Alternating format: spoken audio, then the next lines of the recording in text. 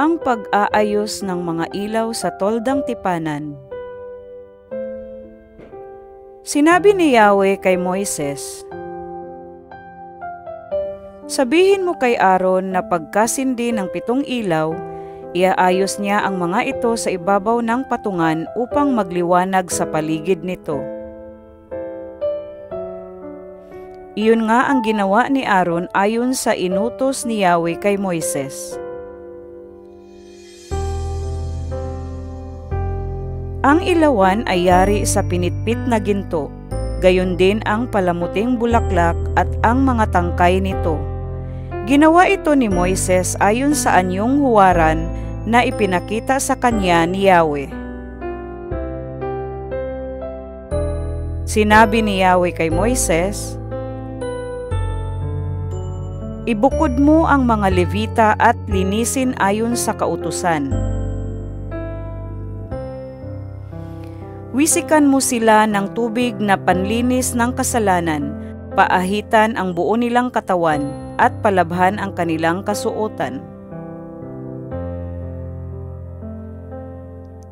Pagkatapos pagdalhin mo sila ng 2 batang toro, ang isa'y ihahandog na kasama ng handog na pagkaing butil, at ang isa'y handog para sa kapatawaran ng kasalanan.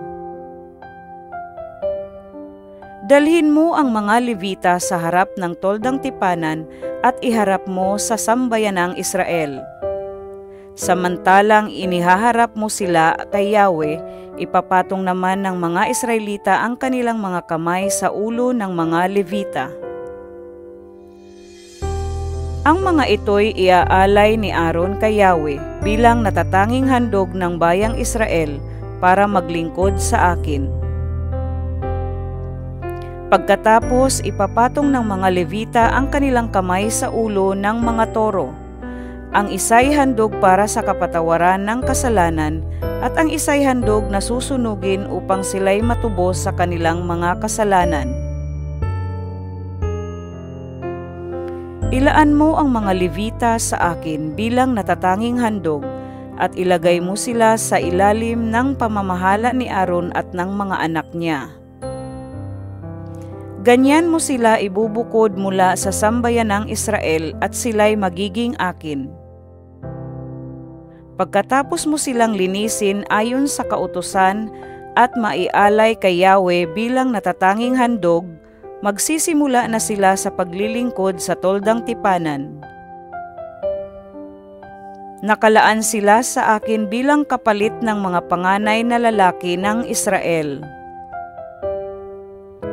Ang mga panganay ng Israel ay itinalaga kung maging akin ng gabing lipulin ko ang mga panganay ng Ehipto, kaya sila ay akin maging tao man o hayop. Pinili ko ang mga Levita bilang kapalit ng mga panganay ng Israel upang makatulong ni Aaron at ng mga anak nito sa paglilingkod sa toldang tipanan sa paghahandog para sa katubusan ng kasalanan ng Israel.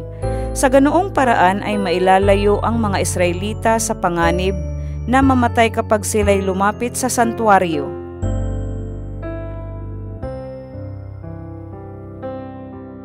Ang mga Levita ay itinalaga nga ni Moises, ni Aaron at ng buong Israel ayon sa utos ni Yahweh.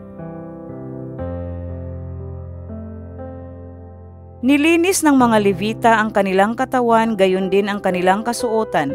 Itinalaga nga sila ni Aaron at ginanap ang paghahandog para sa kapatawaran ng kanilang kasalanan. Isinagawang lahat ni Moises ang utos ni Yahweh sa kanya tungkol sa mga Levita. Pagkatapos ginampanan na nila ang kanilang tungkulin sa loob ng toldang tipanan bilang katulong ni Aaron at ng mga anak nito. Sinabi ni Yahweh kay Moises, "Ganito ang magiging tuntunin tungkol sa mga Levita.